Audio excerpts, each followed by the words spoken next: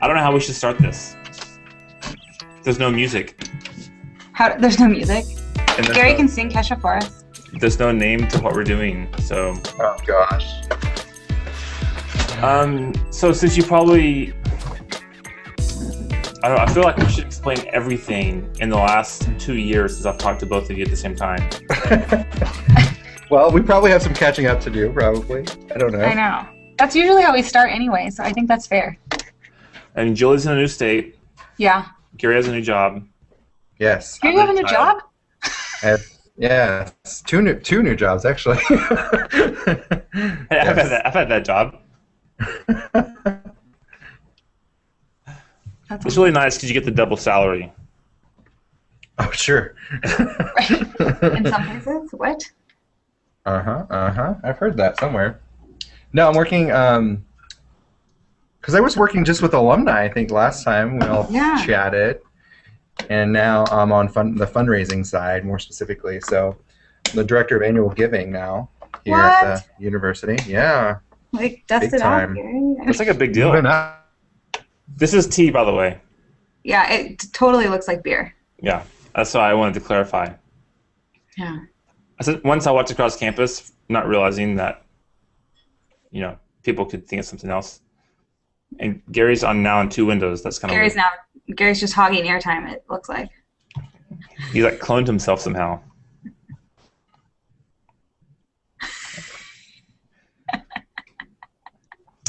So,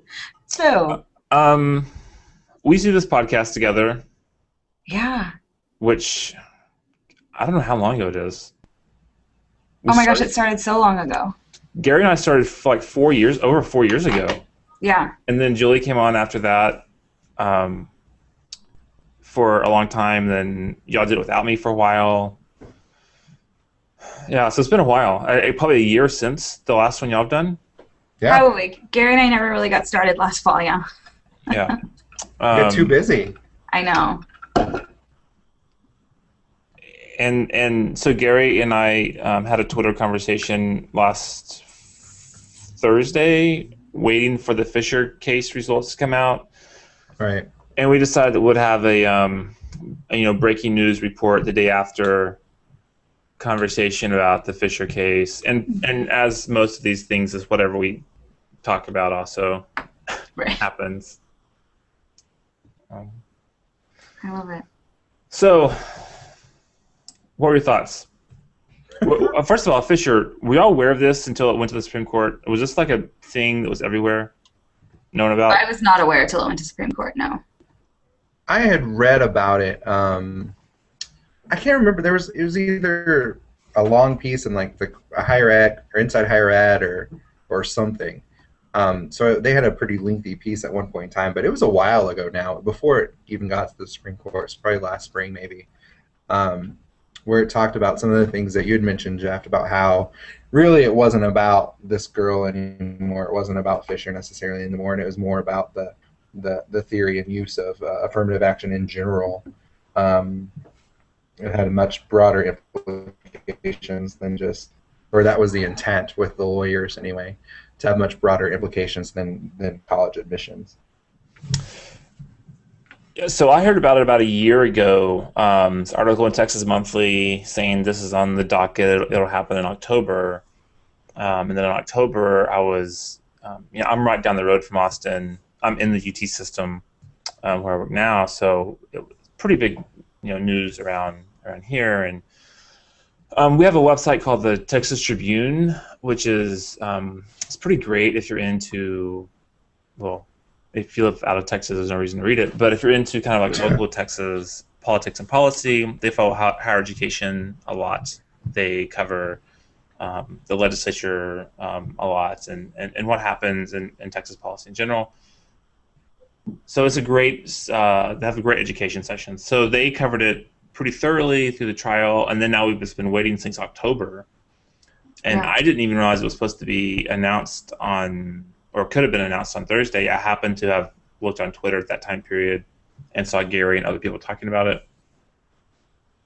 And then saw the results yesterday. But it wasn't until I had to write a paper for I'm in a doctoral program in my law class that wanted to look at the kind of history of major affirmative action cases in higher education. There's at least five big ones. The University of Texas has been involved in 3 of them. And starting with the Human Sweat case on the wrong side of the affirmative action debate, now on the fighting for it. So it's interesting how they've been involved in 3 of them. And so I read the transcript of this whole thing, of the whole Supreme Court hearing, which is surprisingly kind of interesting. Yeah. Because the Supreme Court has this kind of no-holds bar on how they conduct the hearings, and her name was mentioned like 4 times in the entire case. And the first was by the judge saying, we're not going to hear Fisher versus University of Texas Austin. And like her attorney said it twice, once in the introductory statements, once in the closing statements. And then the University of Texas attorneys mentioned it 1 time, only to say it doesn't matter what her race was, she just wasn't good enough to get into University of Texas. And that was it. The whole rest of the 30 minutes of talking and defending and presenting was just the philosophical views on affirmative action, good or bad, from either side. That's amazing to me that it was like 30 minutes of testimony. It's something like, and it could have been slightly longer than that, because I read this in the spring. I've forgotten a lot since then.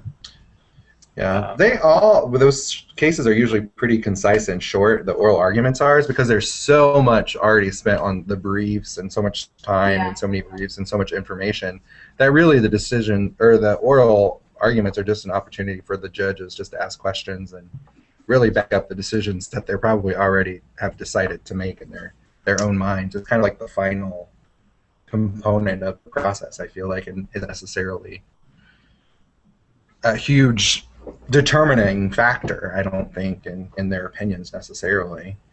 Yeah. It's just part of the process, it seems like, more than anything. The Friends of the Court briefs are also interesting because there were so many Friends of the Court briefs filed for University of Texas from other, Ivy League schools and from other university systems. I think it was like 37 of the top Fortune 100 companies did one brief together, and so they had UT had a lot of support from various areas, coaching associations. So it was kind of from all over the place. Well, and that's why Kagan recused herself too, if you read it, because she had written one in like her previous position in support of UT, so that's why she wasn't on the case. Yeah, I think she wrote it for like the lower court, and it was like the Fifth Circuit of the court, something like that. So, yeah. So the Chronicle has a really good history timeline of the whole thing. This started with another student. It wasn't just Fisher. The other students have dropped out since then. She's being funded. She was actually sought out by an organization, which I don't have it. Gary, do you know the name of the organization? I can't recall. I'd have to look it up and see. But some anti-affirmative action organization sought her out, and they've bankrolled this whole thing. She's only suing for like her application fee, or maybe her housing deposits. Like maybe $150 is like what she has to gain from winning this. Yeah, because she's already attended another university and everything. I think she is. Louisiana State. Done? Yeah. Yeah, she went to LSU. She works for a financial firm in Austin, of all places. Where she ended up. Right.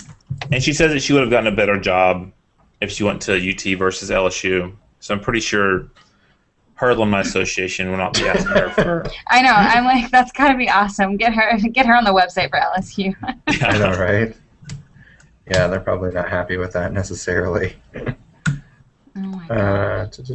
Yeah, 2008 was the original court case, so Mm-hmm. it was quite a while ago. At this time. So one thing that, Julie, did y'all get a lot of top 10 admit students at UTD? You know, I have no idea, honestly. Like, those numbers were never released to us, or that I never went in search of them. So I don't know. I mean, I'm sure that we did, but Yeah, I don't know how that impacts, but I mean, my general sense from working there is that it fails to create the diversity that Texas hoped it would. And I Right. think a lot of that comes down to college readiness too, like in a larger sense. That's kind of the feedback that I heard. So, yeah, you're accepting these students, and it might be from a more diverse area, but their ability to then like complete a UT Austin education is not there.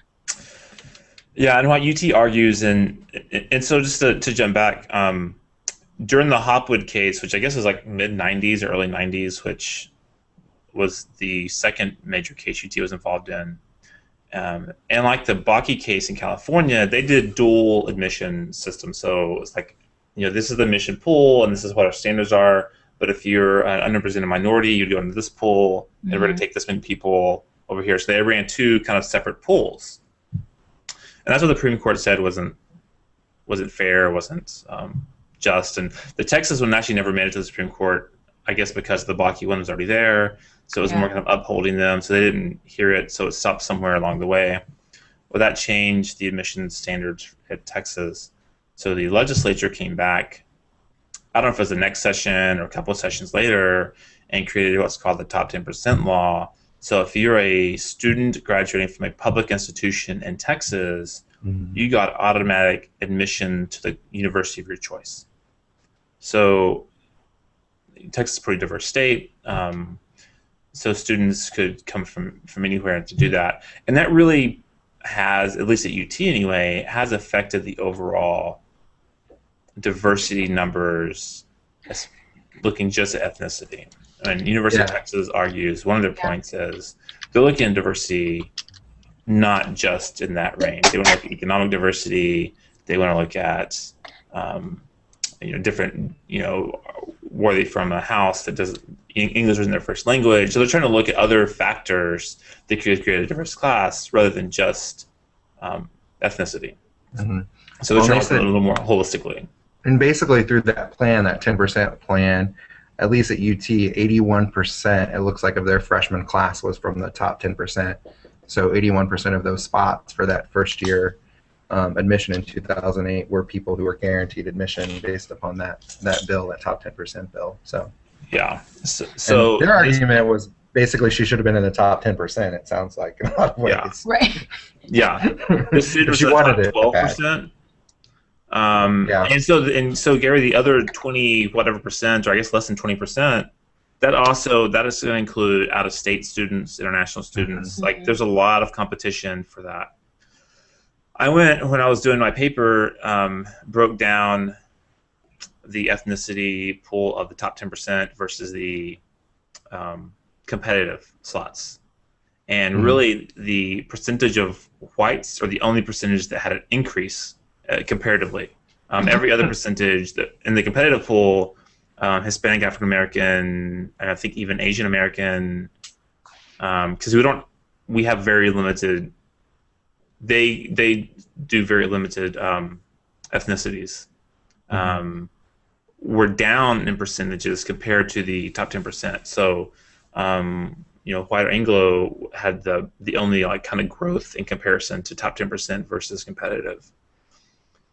So, I mean, I don't know what to tell her other than you should have done a little bit better, made more A. Yeah. Yeah. And you have to wonder, I mean, has there been much, and I did not read a lot of the backstory on her. I mean, is this driven by her? Who is this driven by? I mean, did someone get a hold of her and say, like, you should do this, or? Yes, I'm going to try to find who this is. The name, yeah. There basically was an organization that has been waiting for a test case, more or less. Right. And so they saw her kind of as like the perfect person, the perfect face for their political agenda in terms of that. At least that's what a lot of the articles in the background that I had read have said. I think they originally sought out like 3 people, and like one dropped off early, and then one stayed around a couple levels in, and she's now she went to like SMU and some like law school, and she was like, I don't really. Right, I'm doing A-okay. I don't need this hanging over my head kind of thing. Yeah. Let's see. Because I think, I mean, we've kind of already touched on this, I think, but what I've heard is that when you look at her admissions data, like, there's no real reason that she would have ever been admitted compared to some of those, like it's very hard for her to make that case given her admissions data compared to other applicants.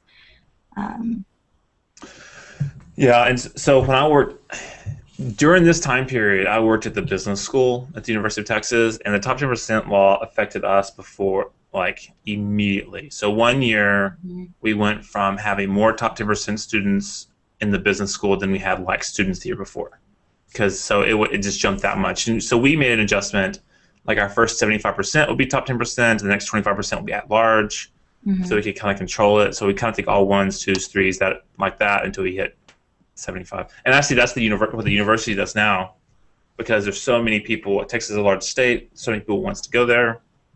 They had to put some kind of cap on that. So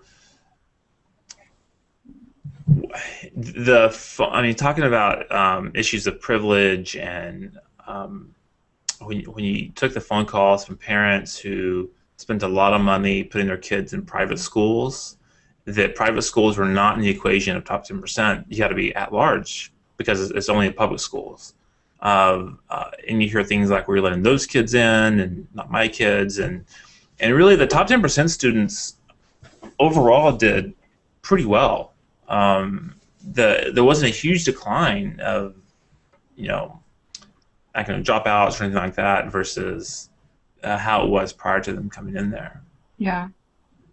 Did they, there's money attached to this too if you're a top 10 student, right? Or am I making that up? No. Well, there's money for like valedictorian, salutatorian, but if you're just in the top 10, there's not. Okay, for top 10, okay.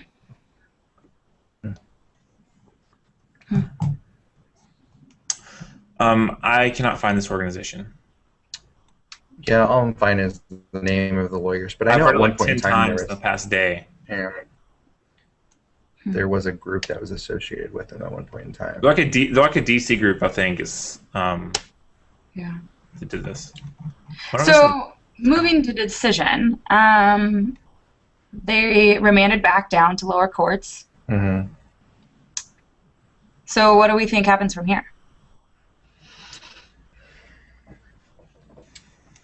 I don't know. I try not to be too clouded in this, but it's hard, right? But it seems that based off the decision of the Michigan case, and I forget what that was called, because that's kind of called the Michigan case now, that race was a very small factor. It moved the needle very little. Yeah. When it came to looking at students of unrepresented backgrounds and admissions and the holistic part of it.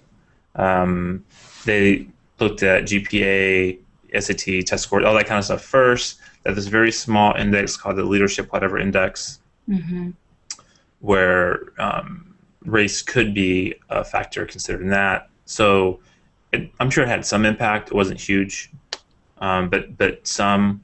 So it seemed that they weren't going like totally like over the top and admitting it wasn't the dual admission systems that UT Law School had and Bakke had.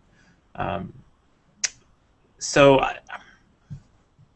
I guess they're going to go and represent that over again, maybe a little more strenuous this time because they didn't think the courts challenged them enough. And because the term, they keep throwing out strict scrutiny, right? Like that's the term that keeps getting thrown around. And is it Grutter? How do you pronounce it? Yeah, Grutter. Yeah. The Michigan case. Yeah, the Michigan case, where that came from. And, I was laughing as I was reading some of this, the idea of like holistic admissions, like that's the buzzwords that they throw around. And I'm like, I just love that. Schools use that as like a bragging point now, right? Like we participate in holistic admissions. We will look at you and, look at all facets of you. We're not just test scores. We're not just this. And now it's a huge selling point. And so, but making sure that you can prove that it's truly holistic and it's looking at all of these other factors rather than just race. Right. Well, and a lot of people are saying that the Supreme Court basically has punted this, for lack of a better word, down to the lower courts.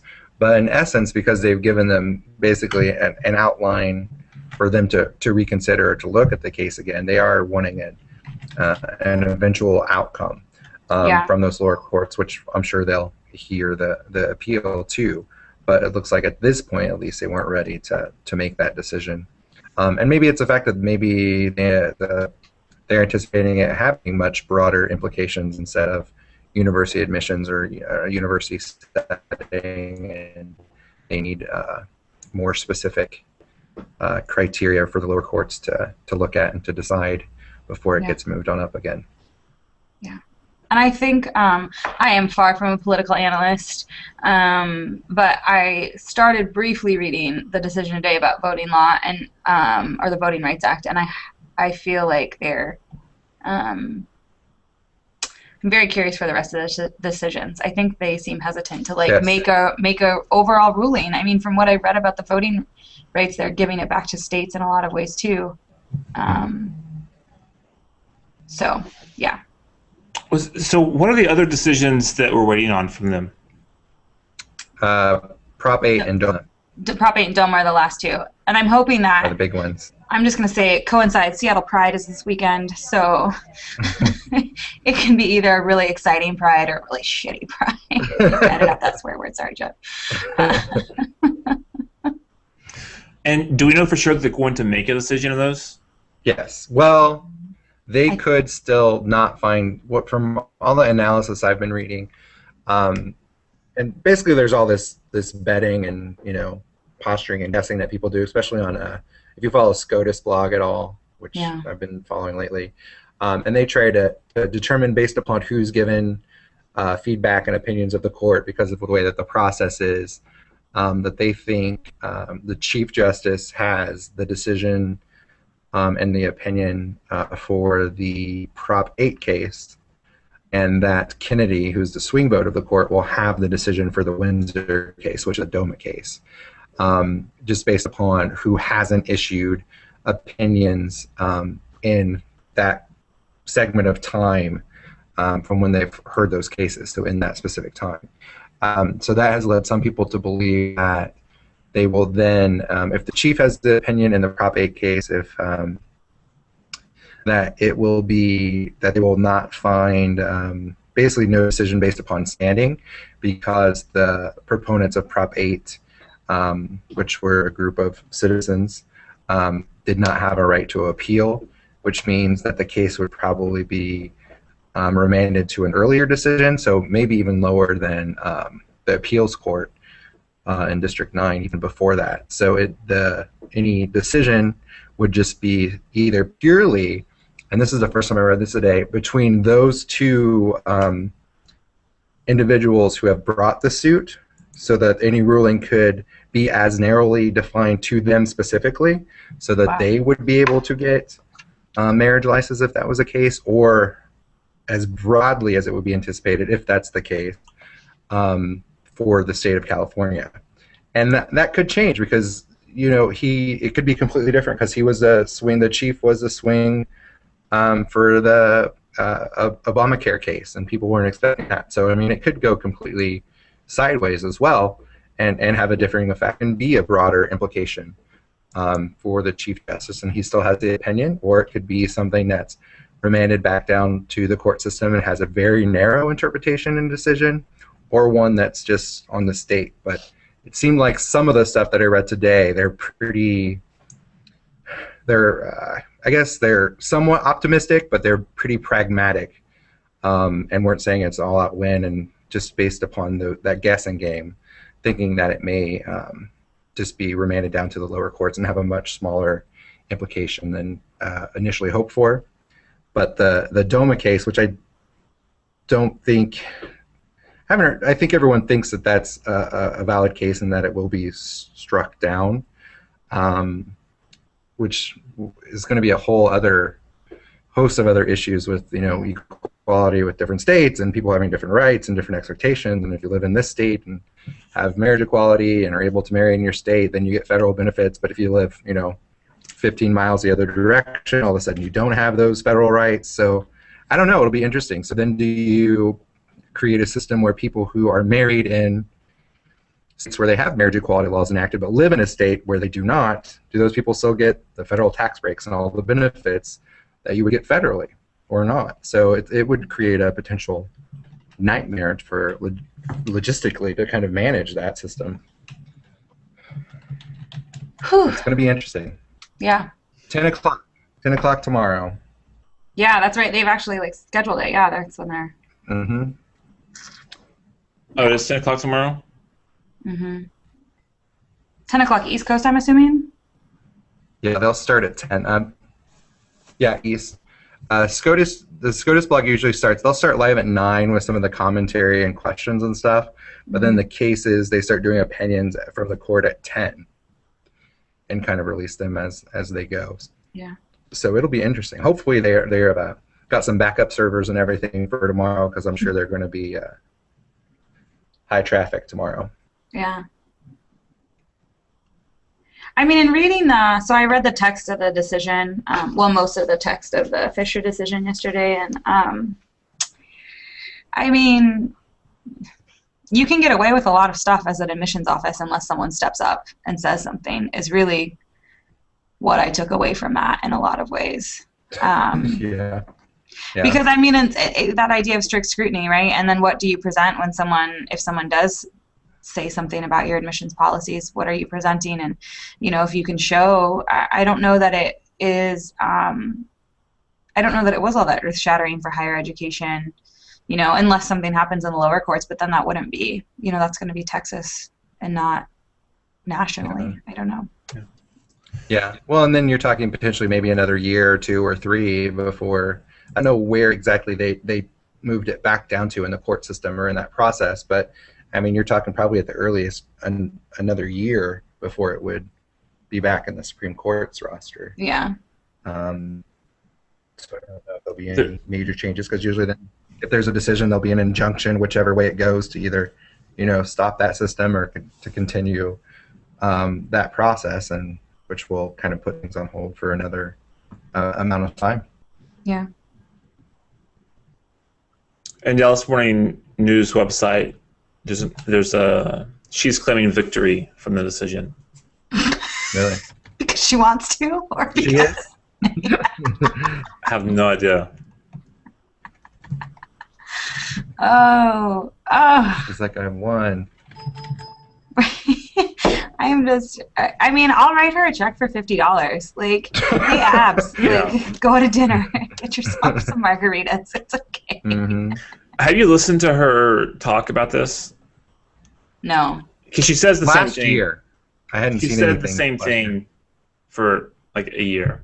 Mm-hmm. She talked about how it was her dream as a little girl to go to University of Texas because her dad went there and her sister went there, and that's all she ever wanted to do is go there. Okay, fine. A lot of people want to go there. Yeah. It's a big school, big state, a lot of alumni. And then she talks about how people from her high school got admitted that weren't as qualified with her, and they were different skin color. And I think that's I think that's totally bogus. I think she's totally just, it's a soundbite that someone wrote for her to say, Right? to put it on there. And so it kind of just reeks of privilege hearing these. Yeah. Hearing this. Well, it's like that that article that Homegirl wrote, the girl from Connecticut, to like the colleges that didn't accept me or whatever. Yeah, right. And she talks about how she's struggling, but her brother is a musician, like in a famous band, and her parents have like roll around in their money at night, basically, if you do research on their family. And so it's like, I don't think that. She'll be okay. Yeah, I mean, it was just like, I don't know. But it reminded me a little bit of that, I think. I wonder where she ended up going to college, by the way. Yeah, right? I wonder if the people who did say. accept her is like, maybe we should reconsider. Rethink this one. Yeah. So I guess the big challenge is that we're still in the waiting game for some kind of decision here, you know? Yeah. In either way, and we'll have to talk about it again another day, I guess, probably. Yeah. Is what it's sounding like. Well, and I wonder, I don't know enough. I mean, how do programs like TRIO figure into these decisions, right? I mean, how do, Hmm. Well, and it said that she got admitted to or was offered admission to the CAP program, which I'm assuming is like an academic opportunity program or something. Is that it's a our 1 year Texas thing. people? It's kind of bogus. I mean, Jeff, you can fill in. My understanding from when I worked there is that it's pretty much bogus. It's a program where they allow students to go to UT A Dallas used to different do it. We UT don't do it school? anymore. I think San Antonio does it, where Yeah, I know students they can did go at there one point. for a year and then attempt to transfer back to Austin, but it's Okay. not guaranteed to transfer back. Is that right, Jeff? It's guaranteed if you have a certain GPA. Okay. Like you have to go there, take a certain number of hours, have like a 3 something, and you can transfer back after that 1 year. And the hopes are that you'd go to that school and like it and stay there. Yeah. But it still give you an opportunity to come back if you did well. Okay. And now the GPA, while it was, let's say it was like a 3.0, like it's, I mean, for some people that's hard to do, but some people it's attainable. It's a lot lower than if you just wanted to transfer without that program. If you want to transfer without that program, you had to have a much higher GPA to get in. Okay. That's what I thought when I had read that it was probably you could go to another system school and then try to transfer in. So, I mean, at least Is that still happening, that program, Julie? I don't know, UTD, we stopped it my second year there because it just wasn't very, it was really hard as an advisor because they had a super restricted list of classes that they could take because they basically wanted them to take general education requirements. And the UT Dallas system, students they come in a major, so there's not a lot of gen eds to fit. It's not like you do your gen eds for 2 years and then go into a major like you do at some universities. And so it was really hard to advise those students. And so they just kind of made a decision they weren't going to do it anymore. I think even still did it. But, yeah, Julie, you'd mentioned UTSA, and I have a friend who works at UTSA, and I think they now even are at the point where they're kind of have been up and coming for a few years that they actually participate in it, but in terms of people trying to get into that campus. So there are people that they're turning away that they need to go to a different UT campus so that they can then reapply to get into UTSA. Because that school has grown exponentially over the last few years as well. Oh, yeah, it's gotten huge, yeah. And I think they were seeing more CAP students anyway, because relatively in Texas geography, they're neighbors, and so it was easy for students to get there. Someone said University of Texas started UTSA started a football program so people wouldn't transfer from here to somewhere else because people wanted to go to school with football teams. It all comes back to athletics. They do have a football team. Yeah. They do, and they do. They play in the. Where do they play? They're going to be in Conference USA, I believe. Yeah. Larry Coker is their coach from University of Miami fame. Well, of course, Larry Coker. Which may not mean anything to y'all, but right. Love Larry. There's a guy who's a coach, Larry Coker. The famous Larry Coker. It's been a while since I've seen him around. I know. Mm-hmm. So outside of higher ed, I know I'm switching topics here, but what do you think about this Alex Snowden thing and him being on the loose somewhere that no one seems to know where he is? Maybe in Russia, maybe not. Is that real? So I saw on Facebook someone had posted like a photo, like he booked a plane ticket and then wasn't on the plane, but all these journalists were. Is that a real story? Do we know, or is that a fake story? That's a real story. I saw that in a lot of places. That is amazing. People thought he was going to go from Moscow to Cuba, and so all these journalists. Not only did they I thought he was in Hong Kong. The flights he was supposedly supposed to be on. Yeah. Well, he was in Hong Kong, and then supposedly flew from Hong Kong to Moscow, and then he was going to go to Cuba to Ecuador, maybe. And so on the Moscow to Cuba flight, a bunch of journalists booked it. They get on it. They take off. He's not on that plane, and it's a 15-hour flight to Cuba, first of all. There's no alcohol service when you fly to Cuba. And you have to stay in Cuba for 3 days before they let you leave the country. So now there are all these journalists stuck in Cuba for 3 days. Wow. I don't know anything about this guy. Because they were following what they thought was a lead, which wasn't apparently a good lead. Yeah. I find this fascinating. A mess. it's a mess. I think it's super fascinating. I cannot believe. I mean, I can believe, but the fact that he's being brought up on espionage charges is like kind of blows my mind. Yeah. Okay, I have a confession. Mm-hmm. I have no clue what happened to Alex Snowden. I just know now this guy named Alex Snowden, where people are trying to find him. I have no idea what he did. Right. So what did he do? So he leaked. Well, here's what he is. Here's what I think go. is more fascinating by the whole Yeah, go for it. No, you go for it, and then I'm gonna No, pipe go, in with my Gary. No, weird thing go, that I go, think is go. weird. Okay. Well, basically, he worked for the NSA, the National Security Association, whatever they are. Top secret place, right? But Okay. what I find fascinating is that he worked for a company, basically outsourced. So we outsource our top secret information to private companies, right? Strangers. Yeah, nothing can go wrong with Not, that. government paid officials, but he worked for an agency that basically is outsourced to handle national security secrets, high-level secrets. Worked for them for a few months. Supposedly stumbled upon this PowerPoint, this information that the government PowerPoint. and the National Security Agency Wait, was it really a yeah, PowerPoint?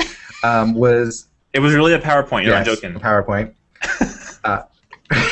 Yes, no, it was PowerPoint. These PowerPoint slides from a presentation that basically outlined how the National Security Administration or agency, whatever, was working with Facebook, Google, Yahoo, Gmail, Verizon, AT&T, all these information companies and communication companies to track Americans and individuals who use those services, text, phone calls, videos, any kind of communication or information that they were using. And that supposedly had given, these agencies had given the government wide and open access or backdoors into this information to look at people's emails, phone calling history, phone calls, voicemail, texts, etc. Apple. And so now that we're having this conversation, they're probably listening to us right now. Totally. Exactly. We are now on that list, my friends. We are now on the list. I think all of us are probably on that list already. I'm just going to throw that out there. Probably. Well, I worry about that. But the most fascinating thing, and so now they're charging him with espionage, which we figured would come, but I think our government should be charged with espionage. Right. We've outsourced our outsourced our national security to random companies that were probably paying billions of dollars, who hire complete strangers, and he'd worked there for like a month before he had access to all of this information at his disposal. And I saw an article yesterday where supposedly like his whole intent was to get a job with this company so that he could look at this information and and release it into the open. And so now Jeff, he's flying around he was in Hawaii, packed up his house and was moved to Hong Kong, hopefully to work their laws and regulations in terms of extradition and to fight the government in court so that he wouldn't have to be extradited and bring this information to the forefront. But Hong Kong, while he had the opportunity, he got out of there. And so now Julian Assange, or whatever his name is, with WikiLeaks, is trying to help him get asylum in, I think, Ecuador or somewhere. Wow. Yeah. It's just... Assange, like he doesn't have enough to worry about right now. I don't. So... I don't know. I mean, I think I find it amazing, yet not surprising, how outraged folks are that this happened. And like Gary's saying, like there's no outrage directed towards the government in a lot of these like discussions and a lot of the articles that you read. There's very little people who are upset about all the stuff the NSA was doing, and they're all like mad at this guy, and it just makes me have a heavy sigh. So, so the top secret stuff he released was only about how the government tracks American citizens. Like it wasn't like war plans No. Mhm. or the secret code to get into Air Force One's door or something like that? No. No. It was basically how the government is or was or is trying to access information. And Yeah. supposedly then, because there was an initial kind of ball of outrage that people were concerned, so then, Facebook, AT&T, and all these companies started releasing stuff, and they're like, but oddly, all of their press releases, of course, sounded the same, which is a little suspicious too, when they have the same phrases or same words. And so I don't think people completely bought that. And so I think Obama's talked about it a couple times, and I think the government or the administration's viewpoint is that it's not this makes it better. It's not used on American citizens, supposedly. Right. It is individuals of interest who are non-citizens. So it's okay, I think, is their argument. Right. Is that it's not invading your rights as an American citizen, just the guests in our company. Don't worry, in our it's country. just institutionalized racial profiling. It's totally fine. Right. Um, So it's fascinating. There's lots of fascinating stuff going on in the world if you have time to read. yeah. Oh, Julie, just for an update, Wendy Davis has 12 hours to go in her filibuster. Nice. Okay. Yeah. What's going on? Apparently there's some abortion law happening in Texas legislature, and Wendy Davis, Democrat from Fort Worth, Yeah. is in the middle of a long filibuster. I just tweeted a random thing earlier this morning when I was doing the SCOTUS thing about a rep. Let me look her name because she deserves some public shaming. Jody Laubenberg.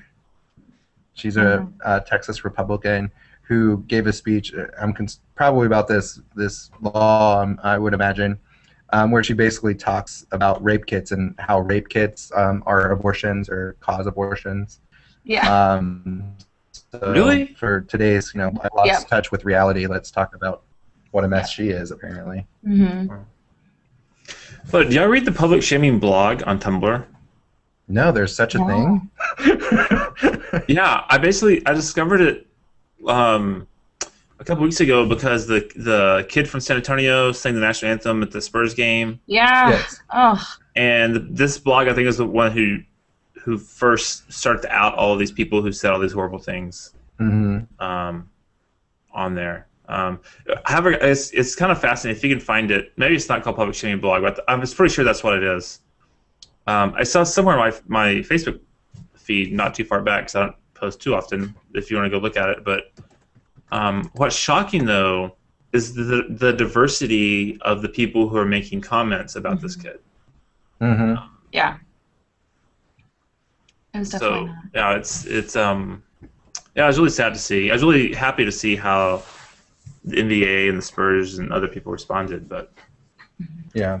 Well, and I noticed that too on some of those initial things, that it seemed like a lot of individuals or those tweets appeared to be Latino or Hispanic surnames or last names, and which goes on to there's a big disparity, I think, between cultures and cultures. And when I lived in New Mexico, I saw a lot between first-generation American or first-generation immigrants who are, Latino, Hispanic, or from other places, and people who have, grown up in areas. There was a big disparity between people or Latinos who had grown up in Albuquerque and their families had lived in Albuquerque for 6 and 7, 8, 10 generations, and those individuals who were first-generation Americans, and we just didn't understand why there needed to be like a Latino fraternity or sorority or a Latino student organization, because their experience was so completely different as someone who had grown up in the community and with certain privileges that their ancestors probably had to deal with, and issues and challenges that their ancestors had to deal with, but they didn't. And there's a disconnect there of ownership, I think, of culture, and it's interesting. So I'm wondering how much that plays into consideration, looking at that, because if you look at that, there were a lot of names that would appear to be Latino. yeah, Saying, why is this Mexican up here doing singing this national anthem in a mariachi outfit. And I'm like, well, it looks like you're Mexican or biracial or Latino. So it was just very interesting to see that out there. And I was talking to my wife about this, because Cinco de Mayo, I went to the grocery store and there was a mariachi band there, right? Like it's something that's ingrained in our culture in South Texas, and I guess all of Texas, but specifically South Texas, to where it did. I don't want to say it surprised me, because I don't know, should we really be surprised when stuff like this happens? But it's still sad. But it surprised me to the level, I guess maybe the public level of how people were doing this, but. It's something that we wouldn't have thought about, because something that's part of our culture here in South Texas. But it was really sad. And his dad was in the military for a long time. He was born in the U.S. Very proud. His dad proudly served, and this is what his son's being. Not only his son, like a 10-year-old is being. Right. That's what got me. Like, you're picking a fight with someone who can't fight back. I mean, it's like. In retrospect, though, this has been great for his career. He's been on NPR and CNN, and everyone knows about this kid now, and he handled it really, really well. I think if I was 10, I'd probably just cry and never come outside for a while. But he handled things really, really well, and hopefully he'll continue to, go forward with that. But he's beloved here in town. That's good. I did find the name of that organization. It's the Project for Fair Representation. Oh, of course. Oh, that sounds lovely. Yes. No, they always have these wonderful, great names, like the National Organization for Marriage, and Yeah. Thomas I bet it's all white Paine. men if you go to their website too. They have these wonderful names, and then they're not necessarily an equal opportunity employer. But the activist is named Edward Blum, and they're funding the whole legal fees. Wow. Which is just getting to be a more substantial every day now. Yeah. Wow. So, hard shift, but the blog that I discovered yesterday that I want to share that I know Gary for sure will appreciate. Jeff, I think you will as well. Have you seen the Kanye Wes Anderson Tumblr? That is Kanye West lyrics over still images from Wes Anderson movies. Hilarious. It's worth find that. I wonder what's going to happen to Tumblr since they've been purchased by Yahoo. Right? I know. Because I used Astrid Task Manager. It was purchased by Yahoo, and they're apparently going to go away. So I've had to go find a new Task Manager, which is sad. But did you also see the We Are the 15% Tumblr blog? No, I saw that you had posted that, or maybe Nina and Pete or someone had posted it somewhere. Yeah. I haven't watched your video. I watched a couple of other ones, but. So apparently Cheerios had this commercial. Yes. Which I should go see about this. It features an interracial couple, and I guess they like cereal or something. I don't know the full aspect of. It's very controversial about Cheerios. But people got mad people about are upset. it. Yeah. All the Frosted Flakes people are very upset. So this interracial couple from, I think, Atlanta. I don't know where they're from exactly. They started this We Are the 15%, because apparently 15% of all marriages are interracial, which I didn't know that until I read this blog. Yeah. Especially these people sending in photos of their interracial families, and they're posting them, and they're it's a beautiful little pictorial blog thing. That's cool. Yeah, there was some good feedback on that when it first came out. Some good parody videos and stuff like that. Yeah, and it was interesting. I mean, because as being a part of an interracial marriage, I mean, you don't wake up and see your spouse like, oh, there's my Korean spouse. It's just your spouse. It's just the person that you fell in love with and got married to, and typically think nothing of. But then there are times, specifically when we moved to Tucson, and we were looking for churches to go to. Tucson, as diverse as it is, it's still very isolated communities. Yeah. And many places we went, we just felt that we weren't comfortable. there, or people were like kept observing us or something like that, kind of like being watched. So it was there's those times that you are reminded that you are an interracial couple, but typically, it's never been a big deal. But yeah, so interesting. It's a lot of stuff. But they have it's a Tumblr blog, but they have their own domain. We are the numeral 15%.com.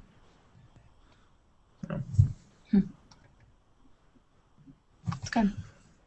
Did we run out of stuff to talk about? I think we do. Well, I have to go. I have to get ready for orientation. Oh yeah, go orient. I have to raise $1 million. Does